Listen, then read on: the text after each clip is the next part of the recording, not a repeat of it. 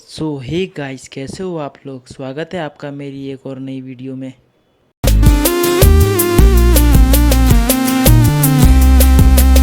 दोस्तों, आपने उत्तराखंड में मंदिर और हिल स्टेशन तो बहुत देखे होंगे, लेकिन हम अब आपको उत्तराखंड के कुछ ऐसे झरनों के बारे में बताएंगे जो बहुत ही खूबसूरत और रहस्यमयी है।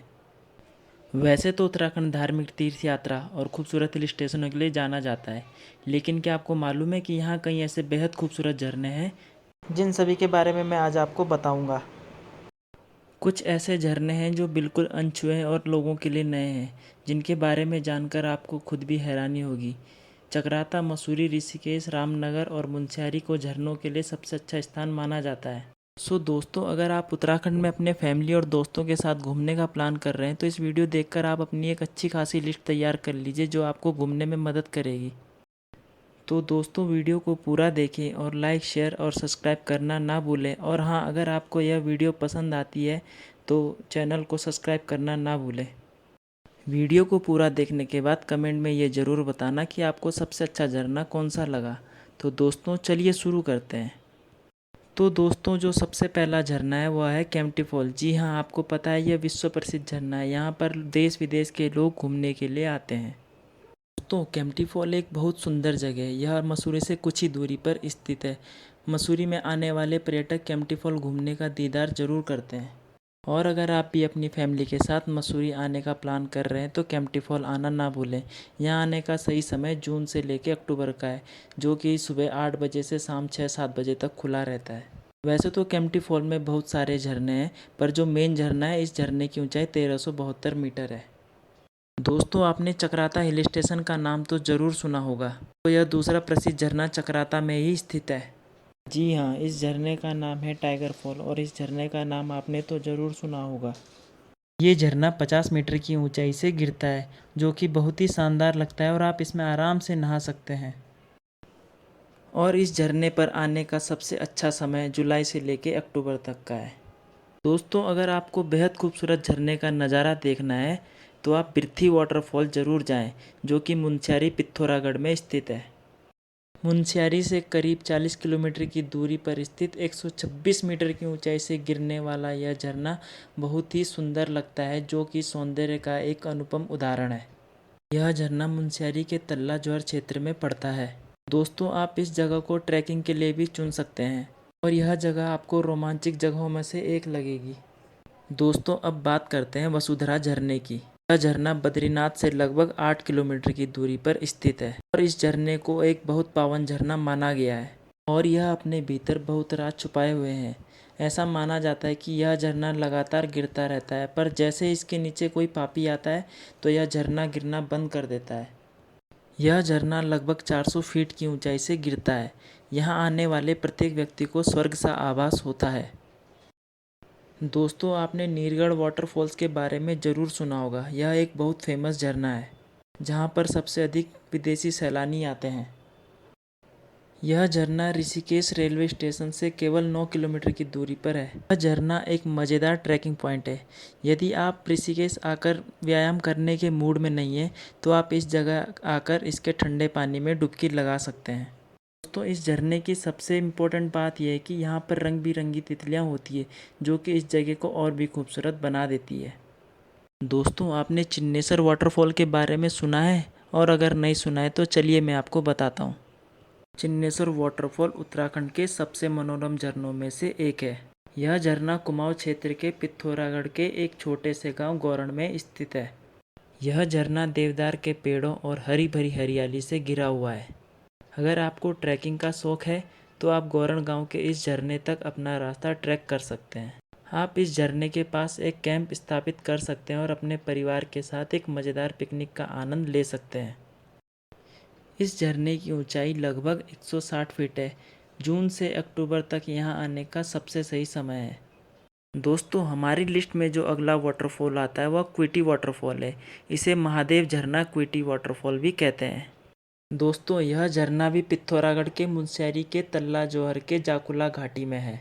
यहाँ आने वाले पर्यटक इस झरने को बिना निहारे नहीं जाते हैं। दोस्तों, अगर आप भी कभी मुनस्यारी घूमने जाते हैं तो आपको यह झरना क्विटी से 1 किलोमीटर आगे मिल जाएगा।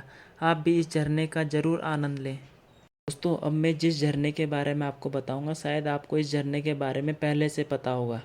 जी दोस्तों, इस झरने का नाम है भट्टा वाटरफॉल। दोस्तों, भट्टा वाटरफॉल उत्तराखंड के मसूरी में है। यह छोटी सी झील है जहाँ पर्यटक पानी में डुबकी आराम से लगा सकते हैं। वैसे तो यहाँ का सबसे बड़ा आकर्षक चीज़ किड्स पार्क है। दोस्तों, यह वाटरफॉल मसूरी और देहरादून के बीच में स्थित एक गांव भट्टा के पास पे है। दोस्तों, अब मैं जिस झरने के बारे में आपको बताऊंगा, शायद आपने इस झरने के बारे में पहले नहीं सुना होगा। और दोस्तों, अगर आप में से किसी ने इस झरने के बारे में सुना है तो कमेंट में ज़रूर बताएं। दोस्तों, इस झरने का नाम है झेलम झरना। झेलम झरना रामगंगा नदी के पूर्वी छोर में पिथौरागढ़ जिले के ओखलिया क्षेत्र में है। इस झरने तक अभी कोई रोड तो नहीं पहुंच सकी, इसलिए यहाँ पर आना बहुत मुश्किल हो जाता है और यहाँ का पैदल मार्ग तो बहुत ही ज़्यादा दुर्गम है, इसलिए यहाँ लोग जल्दी से नहीं पहुँच सकते हैं। यह झरना देश और दुनिया की नज़रों में अभी नया है, जिसे देखने के लिए पर्यटकों की संख्या लगातार बढ़ती जा रही है। तो फ्रेंड्स, आपने राजाजी नेशनल पार्क के बारे में तो सुना होगा। दोस्तों, आपको इस पार्क में घूमते घूमते कॉर्बेट फॉल्स का नज़ारा भी देखने को मिल जाएगा। बहुत ही प्राचीन वाटरफॉल्स है।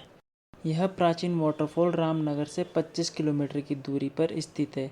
यह स्थान पिकनिक के लिए प्रसिद्ध माना जाता है। यहाँ पर आपको सागौन की लकड़ी का जंगल देखने को मिल जाएगा। झरने तक पहुँचने के लिए आपको 1.5 किलोमीटर की चढ़ाई करनी होगी। जंगल के सन्नाटे के बीच झरने की आवाज़ बहुत ही मधुर सुनाई देती है और यहाँ के वन अधिकारियों द्वारा मूलभूत सुविधाएं प्रदान की जाती है। यहाँ पर परिवहन सेवाओं की कोई समस्या नहीं है, क्योंकि यहाँ पर पर्यटकों का रोज़ आना जाना लगा रहता है।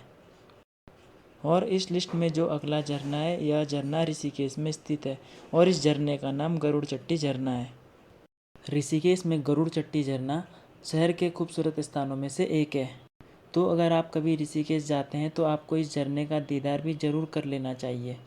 दोस्तों, यह झरना एक फ़ोटोजेनिक जगह है जहाँ पर आप खूब सारी फ़ोटोज़ खींच सकते हैं, क्योंकि यह अपने 7 अलग अलग जल प्रवाह बिंदुओं के कारण विदेशियों के साथ साथ भारतीय पर्यटकों को भी अपनी ओर आकर्षित करता है। दोस्तों, अगले जिस वाटरफॉल का नाम निकल कर सामने आता है, उस वाटरफॉल का नाम किमोना वाटरफॉल है। किमोना वाटरफॉल चक्राता शहर में अभी तक एक अछूता और अनछुआ सौंदर्य है। किमोना वाटरफॉल बहुत कम लोगों द्वारा देखा गया एक वाटरफॉल है। किमोना वाटरफॉल की ऊंचाई 35 मीटर है और यह घने ओक के जंगल से घिरा हुआ है। किमोना वाटरफॉल शुद्ध और शांत जगहों में से एक है। दोस्तों, जो अगला वाटरफॉल है, उस वाटरफॉल का नाम डुकाने वाटरफॉल है। डुकाने वाटरफॉल अल्मोड़ा से महज 20 किलोमीटर दूर एक बेहद ही खूबसूरत जगह है। यहाँ पर आपको हरियाली से हरे भरे पेड़, ऊंचे ऊंचे पहाड़ और स्टेप फार्मिंग का बेहद खूबसूरत नज़ारा देखने को मिलेगा। अगर आप कभी नैनीताल या अल्मोड़ा घूमने के लिए आए तो आप यहाँ पर अपने फ्रेंड्स तथा फैमिली के साथ क्वालिटी टाइम स्पेंड कर सकते हैं। दोस्तों, देहरादून ज़िले में एक और झरने का नाम सामने आता है, जिसका नाम है मौसी फॉल। मौसी फॉल घने जंगलों से घिरा हुआ है और मसूरी से 7 किलोमीटर की दूरी पर है। आनंदित कर देने वाला यह झरना शहर की हलचल से काफ़ी दूर है। यह ट्रैकर्स के लिए एक हॉट स्पॉट है। दोस्तों, अगला झरना जो हमारी लिस्ट में है, वह झरना भी मसूरी में ही स्थित है। मसूरी से सिर्फ 8 किलोमीटर की दूरी और 2 किलोमीटर की पैदल दूरी के साथ आप इस झरने तक आसानी से पहुंच सकते हैं। दोस्तों, हमारी लिस्ट में जो आखिरी झरने का नाम है, उस झरने का नाम है शिखर फॉल, जो कि देहरादून में ही स्थित है। शिखर वाटरफॉल देहरादून में एक आकर्षक वाटरफॉल है। यह काफ़ी बड़ा वाटरफॉल है, इस कारण यह काफ़ी लोकप्रिय है। यहाँ पर ज़्यादातर एडवेंचर प्रेमी आते हैं। यह जंगलों से घिरा इलाका है, जिस कारण यह बहुत ही सुंदर है। तो दोस्तों, इस वीडियो में इतना ही। जल्दी मिलते हैं एक और नई वीडियो में। और आपको मेरी वीडियो कैसी लगी कमेंट करके ज़रूर बताना और चैनल को लाइक, सब्सक्राइब और शेयर करना मत भूलना। धन्यवाद। जय हिंद।